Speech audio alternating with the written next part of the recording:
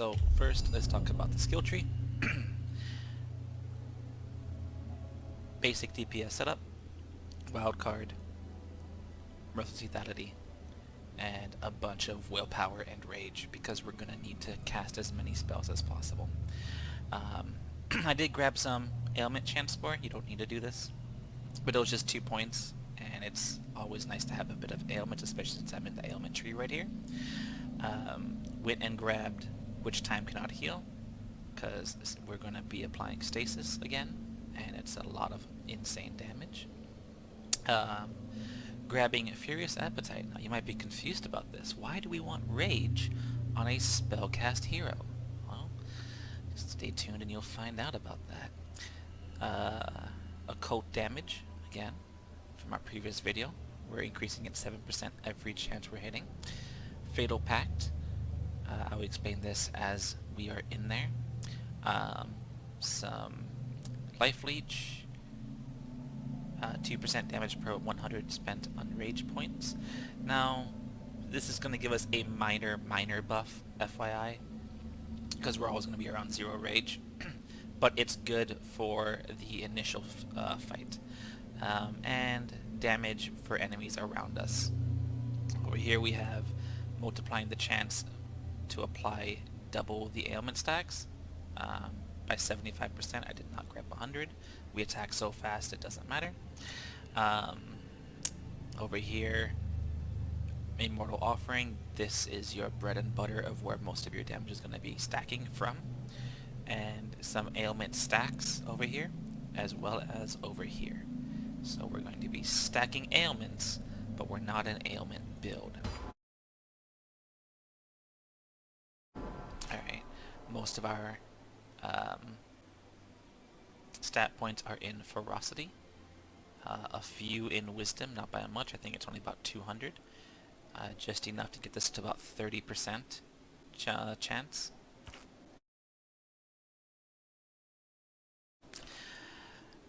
The build relies on a few uniques. Actually, just one unique. You do not need Zapstick. I will repeat, you do not need this unique. It is just nice right now because it is the highest damage added to spells I have. This is the only unique you need. Veiled Eclipse. And we will go over that right now. Notice there's 2 lines on this that matter. One, we have our rage generation on hit. So every hit we do, we're taking rage generation. So if you ever need to do a lot of rage generation, you can do that. We don't care about that though. Shadow-based spells use rage instead of willpower. That's the bread and butter of this build as well. You need cooldown reduction on your chest piece and helmet. Okay. You also need cooldown reduction on your tree. So 20% from your tree and a few bits on your items. If you can get cooldown reduction and transfer time on your 2 pieces of gear here,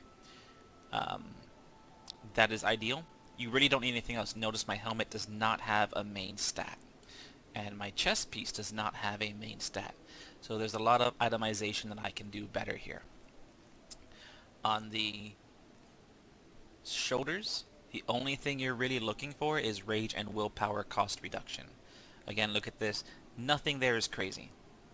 You can get a blue version of this with just some damage and rage and willpower. Alright, same thing here. This has some ferocity, a nice amount of it. Again, and 20% damage. Those are nice stats, but again, all we're looking for is rage and willpower cost reduction. Same thing here. Rage and willpower cost reduction, rage and willpower cost reduction. Amulet is again that old amulet you saw in the previous video, and it is socketed with 21% transfer time reduction between willpower and rage. This is a, what is it, tier 8 amethyst is what you're looking for. So we need some support 3s in your belt, rings, and amulet, and socket them with the highest amethyst you have. At this point in the game, you guys should be around tier 6, maybe higher.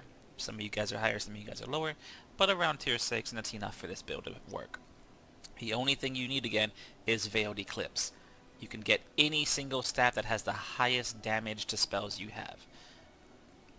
Alright, boots again are just movement speed and some wisdom. Nothing too crazy, boys. Your belt, double spell damage. You can get this on a rare, and crit damage. Legendary, it's whatever, you don't need it, okay? Alright, and now skills. So, Winter's Grasp. We have Ice Pawn, reduce the cooldown. Center the Cold Knights, reduce the cooldown again. Convert it to shadow damage. These three you need. Increase area of effect, pretty big, and leaves a damage area on the ground, pretty big. So you can lower the increase area of effect, and this would be my stat points. You need to grab this one first, then you want to grab these two, and then increase area of effect, and you leave a damaging area on the ground for a few seconds. That would be the order I would do it in. Aether Warp, do this however you feel like it, honestly. This is the only thing you need, so you can cast it multiple times. Nothing too crazy here. Besides this one, you can do this as your taste allows. For Bulwark of Dawn, the area of effect damage is the only thing you need, and following you. Sorry, not the only thing you need. You need the area damage, and you need it to follow you. Everything else is just extra icing on the cake. Plague Burst, pretty much similar to my last build. Explosions, leaving poisons, increase area, inflict ailment chance, increase damage. All these are very nice, and you get a lot of damage from this. And last but not least, Arctic Spear. Do not take the willpower cost reduction. You want this to cost willpower, because the more willpower it costs, the faster it goes. It takes a while for it to go from willpower to even with Rage being the resource that you are regenerating rather than willpower. So, Shattering Blasphemy. They are killed while frozen. They shatter. Critical damage, average damage, critical hit chance, average damage, and ailment damage. Since you're shocking on this due to Zapstick, ailment damage is pretty good, especially since you can't do the other elements. You can only do shock. You can't freeze and burn.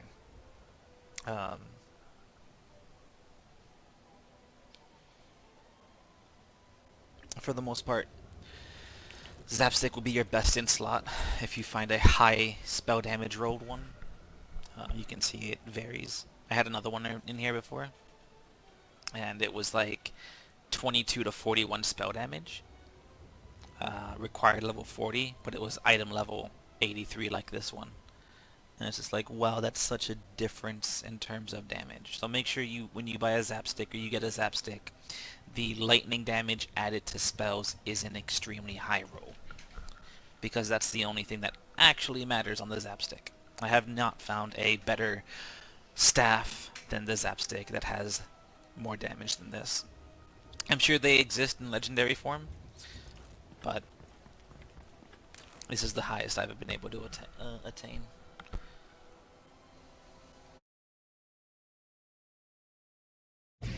So again, just like my previous build, I love Plague Burst, I love Bulwark of Dawn, but now they're doing so much more damage, right? So if we do just this and walk towards things, look how much damage this is doing, right? We're not doing anything at all. That's just walking, boys and girls. Look how much damage you're doing just walking. Can't manage that right now. Alright?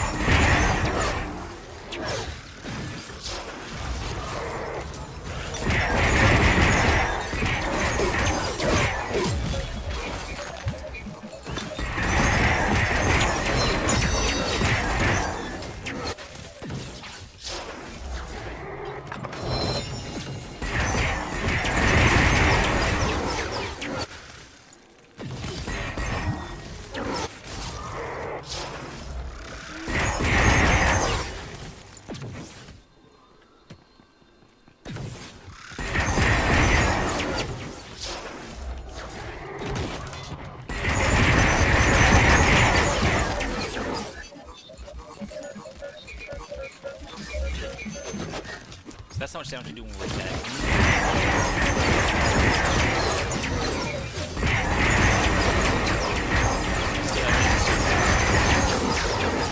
Fix the squishiness of the build. As you can see, I only have 16,000 HP. We'll be itemizing myself a bit more later on. But one death isn't bad. You will die with this build until you get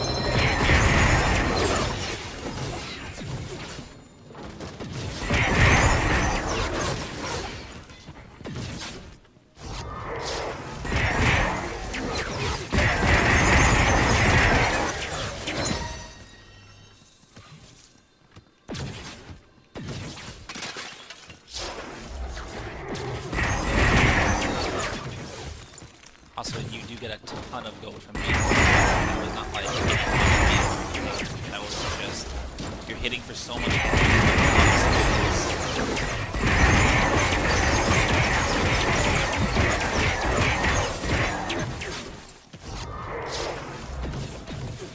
so you will see that a lot of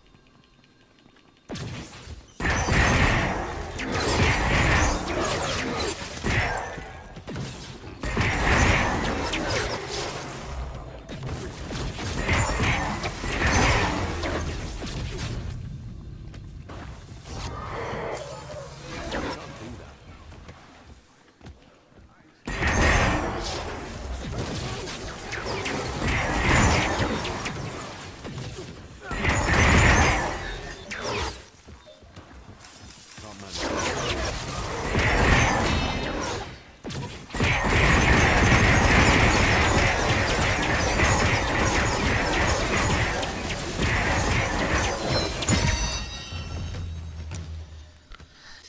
And sometimes you don't die. And we'll go even a delve deeper just because we can. And yeah, why not? Let's do this. Let's give ourselves a little bit more of a chance.